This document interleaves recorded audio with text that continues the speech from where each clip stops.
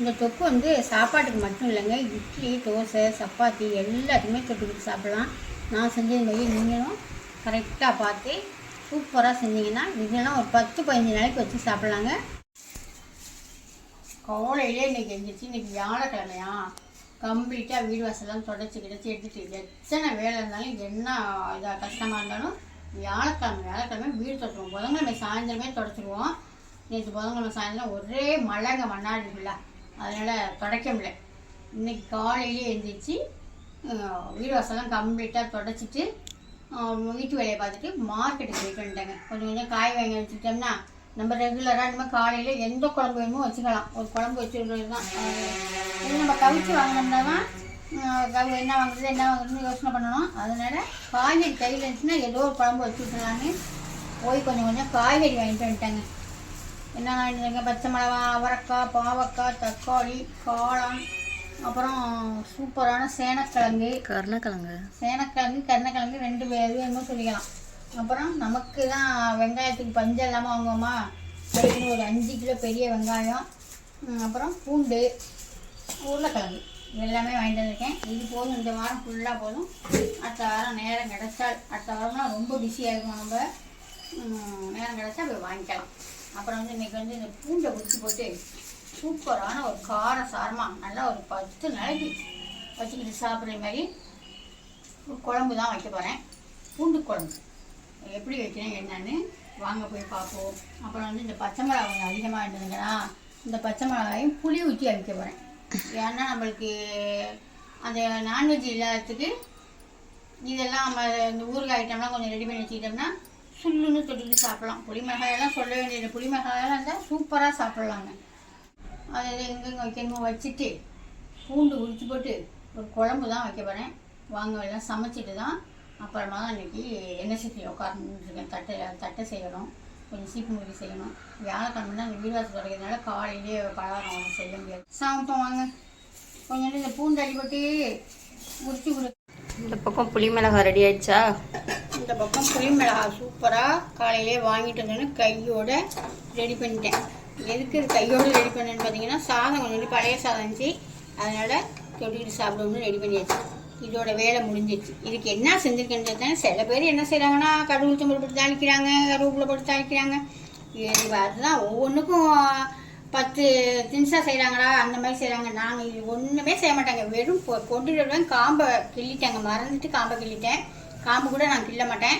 அப்படியே அலசிட்டு கொஞ்சோண்டு நம்ம மோர் மிளகாய்க்கு கீறுற மாதிரி கீறிட்டு தேவையான உப்பை போட்டு புளியை கொஞ்சம் நிறையா ஊற்றி நல்லா இந்த மாதிரி அவிச்சிடுவோம். அவ்வளோதான். இது அப்படியே நீங்கள் வெயிலில் வச்சு எடுத்து சாப்பிட்டீங்கன்னா நல்லா இந்த 30 நாளைக்குமே சாப்பிட்லாம். ஆனால் எங்கள் வீட்டில் இது 10 நாளைக்கு தான் இருக்கும், சரியாக போயிடும். அரைக்கிழமை மிளகா அதோட வேலை முடிஞ்சிச்சு. இப்போ வந்து நான் ஒரு பூண்டு தொக்கு தாங்க செய்ய போகிறேன். இது மாதிரி செஞ்சு வச்சுக்கிட்டோம்னா இது நம்ம ஒரு 15 நாளைக்குனாலும் வச்சுக்கலாம். ஊறுகாய் மாதிரியும் இருக்கும், நம்ம குழம்பு மாதிரியும் இருக்கும். இப்போ வாங்க அது எப்படி செய்யுதுன்னு பார்த்துக்கலாம். அதுக்கு ஒரு வானொலி வச்சுருக்கேன். நல்லெண்ணெய் தாங்க எடுத்துக்கணும். நல்லெண்ணெய் கொஞ்சமாக ஊற்றிக்குவோம்.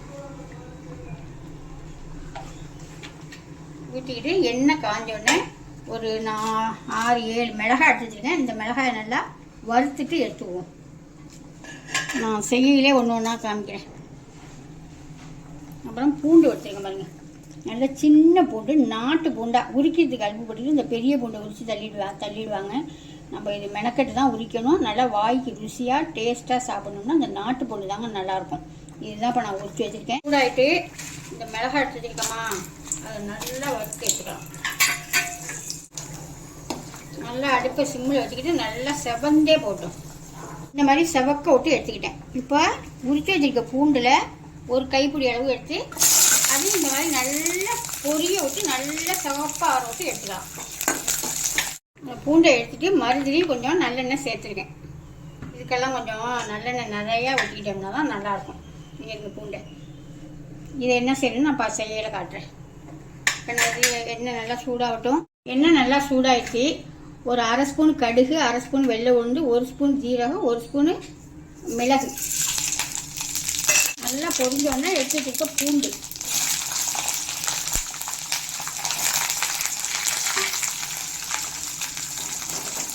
இது நல்லா வதக்காமல் ஓரளவுக்கு நான் வதக்கிட்டு காட்டுறேன்.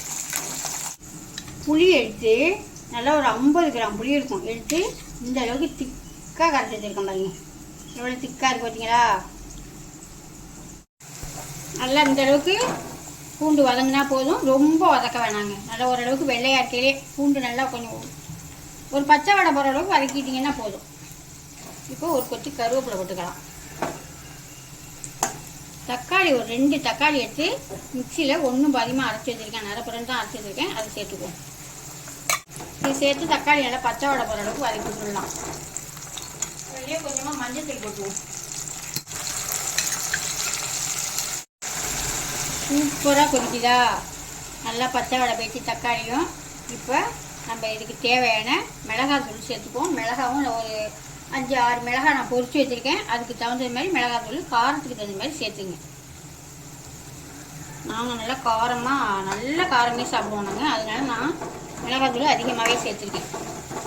அது தனி மிளகாய் தூள் மட்டும்தாங்க சேர்த்துருக்கேன். அப்புறமா கொஞ்சமாக பெருங்காயத்தூள்,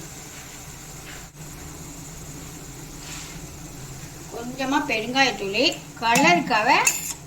இது காரம்லாம் இருக்காது. அதனால் கொஞ்சமாக 1 ஸ்பூன் கிட்ட காஷ்மீர் மிளகாத்தூள் இருந்தால் சேர்த்துங்க. இல்லைன்னா அந்த மிளகாத்தூளே போதும்.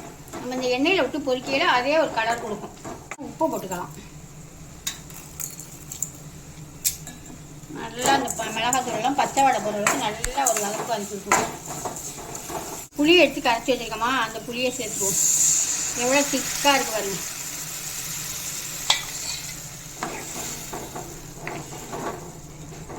நல்லா கலந்து விட்டு உப்பெல்லாம் போதுமானு பார்த்துட்டு நல்லா அப்படியே பரட்டி துவையல் மாதிரி நல்லா சுண்டி வரட்டுங்க. நான் அப்புறமா காமிக்கிறேன். மிளகாயையும் இந்த பூண்டையும் இந்த இது வந்து ஒரு மிக்சி சாரில் போட்டு ஒரு சுற்று அப்படியே ரிவர்ஸில் சுற்றுனீங்கன்னா நரப்புறன்னு வருமா, அதை சுற்றி எடுத்துக்கிட்டு இதையும் ஒரே சுற்று நான் சுற்றி எடுத்துகிட்டு வந்து காமிக்கிறேன். நீங்கள் நம்ம எடுத்து வச்ச பூண்டையும் மிளகாயும் எப்படி குறை அரைச்சி வச்சுருக்கோம் பார்த்தீங்களா? இப்போ இதை சேர்த்துக்கலாம்.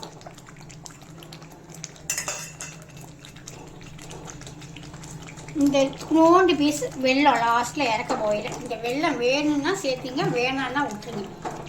இந்த வெல்லம் சேர்த்தாலே எங்கள் வீட்டு பையன் நல்லா சாப்பிடுவாப்ல, அதனால நான் வெல்லம் சேர்த்துக்கிட்டேன்.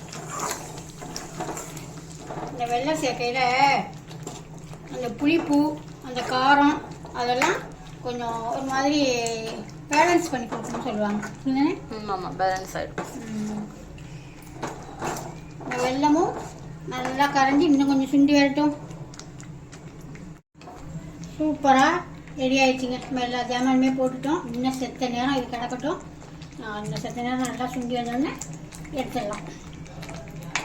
பூண்டு தொக்கு சூப்பராக ரெடி ஆகிடுச்சிங்க. பூண்டு தொக்கு போட்டு எங்கள் பையன் சாப்பிட்டுட்டே போயிட்டாப்புல. எனக்கு கொஞ்சம் வேணால் தட்டை செஞ்சுக்கிட்டு லேட் ஆகிடுச்சி. இப்போ தான் நான் சாப்பிட வந்துட்டேங்க. என் கையில் நானும் சாப்பிடல. பாக்கி 2 பேர் அவங்க 2 பேர் சாப்பிட்டாங்க. சூப்பரான தொக்குங்க.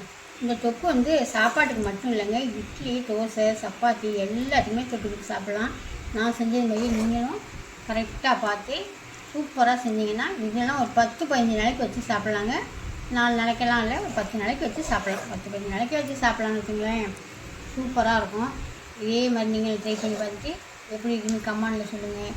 இது உங்களுக்கு பிடிச்சிருந்தா ஒரு லைக் பண்ணுங்கள், ஃப்ரெண்டுக்கெல்லாம் ஷேர் பண்ணுங்கள், ஒரு சர்ப்ரைஸ் பண்ணுங்கள். இப்போ நான் சாப்பிட்டு பார்த்துட்டு எப்படி இருக்குன்னு உங்களுக்கு சொல்லிடுறேன்.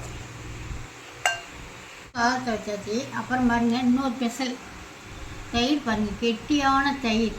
இது என்ன பானைன்னு பார்த்தீங்கன்னா, இது வந்து என்ன பானை, குளிப்பி வாங்கி சாப்பிட்டுட்டு இந்த மாதிரி பானை வச்சுருந்தாங்க. இந்த பானையில் தயிர் ஊற்றி சாப்பிடணும்னு எனக்கு ஆசை. காலையிலே உரகுட்டி வச்சேன். சூப்பரான கெட்டியான தயிர் அப்படியே போட்டு சாப்பிட்லாம்.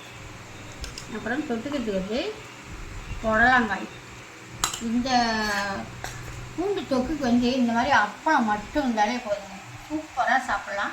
அப்புறம் நம்ம ஸ்கூல் போகிற பிள்ளைங்களுக்கு அந்த மாதிரி செஞ்சுக்கிட்டிங்கன்னா நல்லா சாதத்தை போட்டு கிளறி இந்த மாதிரி ஒரு அப்பளத்தை பொறுத்து வச்சு விட்டுவிடலாங்க. ஈஸியாக இருக்கும். இந்த அப்பளம் வச்சுக்கலாம். அப்புறம் இன்னொன்று ஸ்பெஷல் என்ன இருக்குன்னு பார்த்தீங்கன்னா, சூப்பரான மிளகாய், புளி மிளகாய். இந்த மிளகாய் யாருக்கெல்லாம் பிடிக்குன்றீங்க? இந்த மிளகாய் வந்து எல்லா சாப்பாட்டுக்கும் நாங்கள் தொட்டு சாப்பிடுவோம். அப்படி பிடிக்கும் எங்களுக்கு. அப்புறம் தக்காளி ரசம். இன்றைக்கி நம்ம வீட்டில் ஸ்பெஷல் இவ்வளோ தாங்க. இது போதுங்க. பூண்டு ஸ்பூனோட கரண்டி எல்லாம் போடக்கூடாது, ஸ்பூன் தான் போடணும். போட்டு நிறையா தொட்டு எங்கள் வீட்லேயே நல்லா நிறையா தான் போட்டு சாப்பிடுவாங்க. எனக்கு ஒன்று தான் அந்த நிறையா போட்டு சாப்பிடுறது பிடிக்காது. பெசல் பெசல் சாப்பிடுவோம்.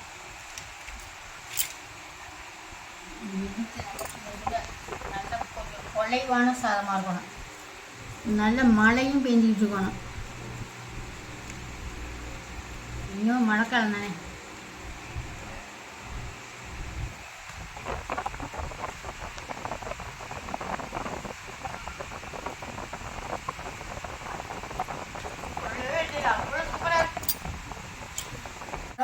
நல்ல புளிப்பு, ஒரு பூண்டு வாசம், நல்ல காரசாரமாக மிளகு, நம்ம இதெல்லாம் போட்டோமா, பட்டை மிளகாலாம் நுணுக்கி போட்டோமா, அந்த வாசத்தோட இந்த செவந்து போன பூண்டெல்லாம் போட்டோம்னா சூப்பர் ஒரு வாசமாக அவ்வளோ ஒரு டேஸ்ட்டாக இருக்கும்.